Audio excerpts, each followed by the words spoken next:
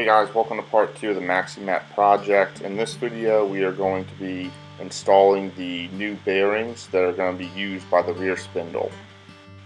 The first thing we need to do is install the ball bearings into the silver flange. If you haven't seen part 1, go check it out. That's where we designed this part specifically to fit these ball bearings, which are replacing the old bronze bushing. The idea is that while we're replacing a part that needs to be replaced anyways, we're also upgrading it at the same time, so effectively killing two birds with one stone. I'll skip ahead a little bit in the video here, but this is just pushing the ball bearings into the new flange.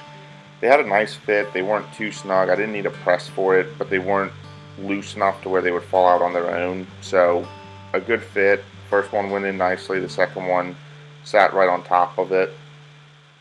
With both bearings now installed, one thing that you'll notice is that they sit flush with the end of the flange, whereas the old bronze bushing did not. It sticks out a little bit, it has that lip. So luckily I realized this before starting the project and ended up making some washers about 3mm thick out of plastic. You have to do this on both sides because each bushing has that lip, and if you don't, there will be play in the actual spindle, so you do need to have these washers. I'm going to speed up the footage here. All we're doing in this step is removing the back spindle, the gear assembly, and then the other bronze bushing that's on the right hand side of the headstock.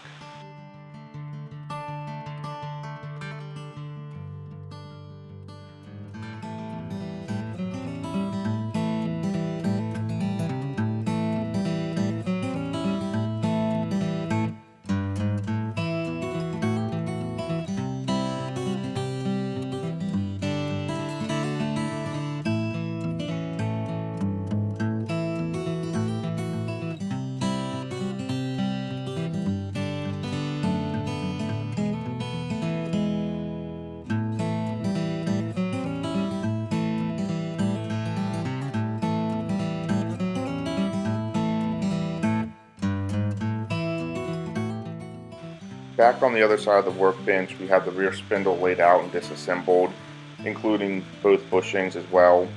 Hopefully by now it's kind of making sense what we're doing, so replacing that left hand side bushing with that assembly, and then on the right hand side we're going to be replacing the bronze bushing with needle roller bearings. Now I don't know if those needle roller bearings are absolutely necessary, but I figured since we were already playing around in the headstock, I might as well. And two of them in line with each other fit perfectly. They also didn't require any sort of modification like the left hand side. As you can see, they go on the shaft, they fit into the side of the headstock, so the only thing we ended up doing was adding a washer like we did on the left hand side. Back over at the headstock now, and I will fast forward through this footage. All I'm doing is installing the needle roller bearings into the right hand side. Very simple process because they fit perfectly. So all you have to do is get them lined up and then gently tap them in, and I was able to get two of them in there in line with each other.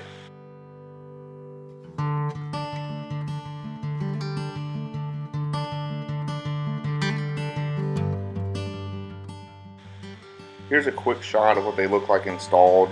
Again, it's nothing fancy, they fit great, and then on the right hand side, kind of hard to get the camera around there, but you can see them. And now it's time to install the ball bearings on the left hand side of the spindle. I would have liked to have a press for this, but I don't own one, so I wrestled with it at first and then ended up using the socket and hammer method to get the bearings all the way down. Not my favorite way of doing it, but the end result came out fine and everything spins freely.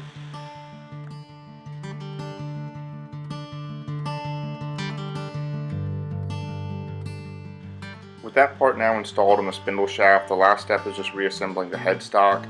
I'll go ahead and fast forward through this footage as well, as the process is very straightforward. But stick around until the end of this video because I do include a before and after clip where you can hear how much of a difference this upgrade made in terms of noise reduction. And at the time of editing this video, I've had the part installed for a few weeks now and haven't had any issues with it. So overall, this made a huge difference to my machine and I'm very pleased with the results.